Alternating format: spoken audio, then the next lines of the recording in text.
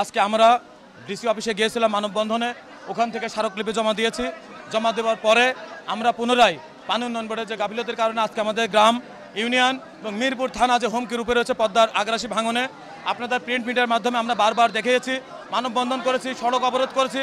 আমরা দৃশ্যমান কাজ এখনও পাই নাই বিধায় আমরা বাধ্য হয়ে আমরা আপামর জনগণকে নিয়ে বহলবাড়িয়া, তালবাড়িয়া, বারুইপাড়া এবং ভাইচর ইউনিয়নের এলাকা আপামর জনগণকে নিয়ে আজকে আমরা এই পানি উন্নয়ন বোর্ডের সামনে আমরা অনশন কর্ম, বৃষ্টি এবং ঝড় বৃষ্টি অপেক্ষা করে আমাদের ঘর বাড়ি বাঁচানোর তাগিদে আমরা পানি উন্নয়ন বোর্ডে আজকে এসে এই মানববন্ধন কর্মসূচিতে আমরা অবস্থান নিয়েছি। যতক্ষণ আমাদের এই দৃশ্যমান কোনো সিদ্ধান্ত এবং দৃশ্যমান কাজের কোনো ফল না পাই ততক্ষণ আমরা এই জায়গাতে অবস্থান করব। বিগত দিনে আমরা যে কাজগুলো দেখেছি, পানি উন্নয়ন বোর্ডের বিভিন্ন কর্মকর্তা কর্মচারীদের সঙ্গে আমরা কথা বলেছি, ওনারা আমাদের কর্ণপাত করি নাই। ওনাদের বিভিন্ন কাজের মাঝখানে যে একবার করেছে একবার না করে 3 বছর ধরে আমাদের যে আন্দোলন সংগ্রাম চালিয়ে আসছি, টেকসই বাঁধের জন্য আমরা করেছি। আমরা জানি একনেকে আমাদের বিল পাস হয়েছে, টেন্ডার হয়েছে, এখনও সেই কাজ কেন পানি উন্নয়ন বোর্ড বাস্তবায়ন করছে না, এর জবাব চাওয়ার জন্য আজকে আমরা এই মানববন্ধন কর্মসূচির ডাক দিয়েছি। ওই 1472 কোটি টাকা যে বাজেট একনেকে অনুমোদন হয়েছে, টেন্ডার হয়েছে, সেই বাজেটের কাজ বাস্তবায়ন করার জন্যই আজকে আমাদের আপামর জনসাধারণকে নিয়ে আজকে আপনাদের বৈরী আবহাওয়ার মধ্যে দিয়ে আপনারা দেখতে পাচ্ছেন আমাদের হাজার হাজার সাহেবনগর গ্রামবাসী সহ বহলবাড়া, তালবাড়া, বারুইপাড়া এবং ভাইচর ইউনিয়নের আপামর জনগণকে নিয়ে আজকে আমরা এখানে উপস্থিত হয়েছি। বর্তমানে আমাদের পদ্মা নদীর যে আগ্রাসী ভাঙন, সেটা বর্তমানে যে অবস্থানে এখন দাঁড়াইছে, আমাদের সাহেবনগরের শত শত ঘর বাড়ি নদীর কিনারায় বাস করতে, একটা ঘরেও মালামাল নাই, সব মালামাল বের করে গ্রামের মানুষ রাস্তায় উঠেছে।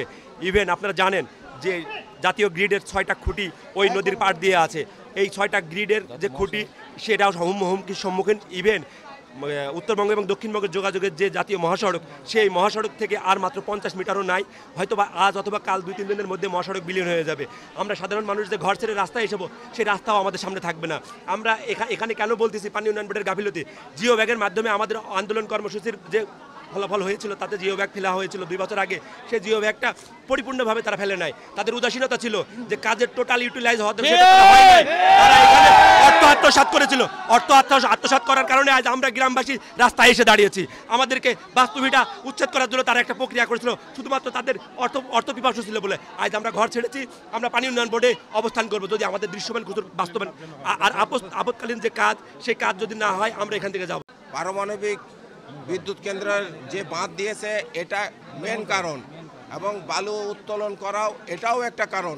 সেই সাথে আমাদের যে বক্তব্যগুলো এর আগে হয়ে গেল, সেই জিও ব্যাগ ভালোভাবে যদি পড়তো তাহলে আজকে আমাদেরকে এই বৃষ্টির মধ্যে আমাদের এই কষ্ট করতে হতো না।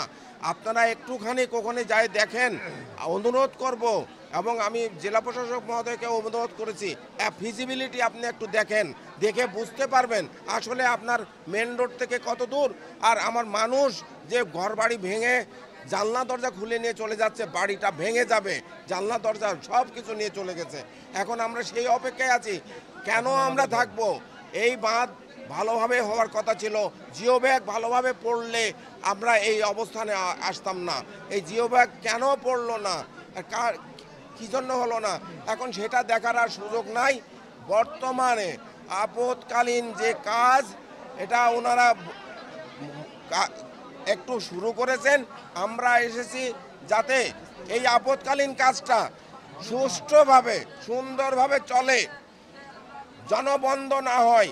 যেহেতু অক্টোবর মাসের শেষ পর্যন্ত এই পানি নামবে, এই পানি নামার ভিতরে যেন ভেঙে না যায় আমার গ্রামবাসী, এবং আমরা যেন গৃহহীন না হই। আমাদের বাড়ি ঘরের জিনিসপাতি সব আমরা সরাই ফেলছি। এখন যদি রাতারাতির মধ্যে যদি কোনো ব্যবস্থা না হয়, আমাদের বাড়িঘর চলে যাবে একদম। আমাদের জমি গেছে, শত শত জমি গেছে, আমরা জমি নিয়ে চিন্তা করছি না।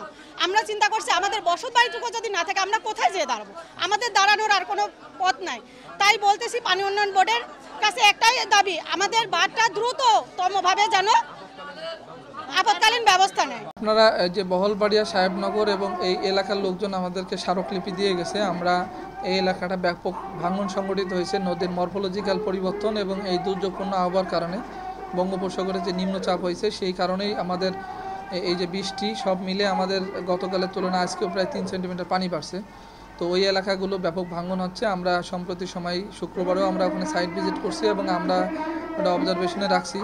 আমরা জরুরি ভিত্তিতে যেন বেড়িবাঁধ না ভাঙে এবং লোকজনের ক্ষয়ক্ষতি না হয় সেজন্য আমরা ওখানে জিও ব্যাগ এবং জিও টিউব এর কাজ এখন বর্তমান চলমান আছে এবং পার্মানেন্ট যে কাজ সেটা অতি শীঘ্রই শুরু হবে। এই দুর্যোগপূর্ণ আবহাওয়া চলে গেলে আমরা ঠিকাদারের সাথে আলাপ করে দ্রুত ভিত্তিতে পার্মানেন্ট সলিউশনের জন্য যে কাজ ধরা আছে সেটা আমরা বাস্তবায়নে উদ্যোগ গ্রহণ করব। আচ্ছা ভাই, হঠাৎ করে এই ভাঙনটা নাকি দীর্ঘমেয়াদী আমি ঠিক নিশ্চিত না, তবে রূপপুর পারমাণবিক বিদ্যুৎ কেন্দ্রকে এলাকাবাসী দাবি করছে, এই ব্যাপারটা নিয়ে যদি আপনি কিছু বলেন। না, রূপপুর পারমাণবিক বিদ্যুৎ কেন্দ্রের ভিতর দিয়ে 500 মিটার একটা গ্রোয়ের নদীর মধ্যে আছে, সেটা নদীর পানি যে আসছে সেটা কিছুটা বাধাগ্রস্ত হয়ে অপর পাড়ে ভাঙতেছে আর কি। সেটা হয়তো লোকজন তাদের প্রিডিকশন করছে, আমরা ওইভাবে ধারণা করছি যেহেতু নদীর গতিপথ চেঞ্জ হয়ে গেছে, গতিপথ চেঞ্জ হওয়ার কারণেই আপনার ভাঙনটা একটু বেশি সংগঠিত হচ্ছে। না, যেহেতু কুষ্টিয়া মহাসড়ক আমাদের এই প্রকল্প এলাকার প্রোটেকশন করার জন্যই প্রকল্পটা অনুমোদন করা হয়েছে। আমরা চেষ্টা করব যাতে এই মহাসড়কটা ক্ষতিগ্রস্ত না হয় আর কি।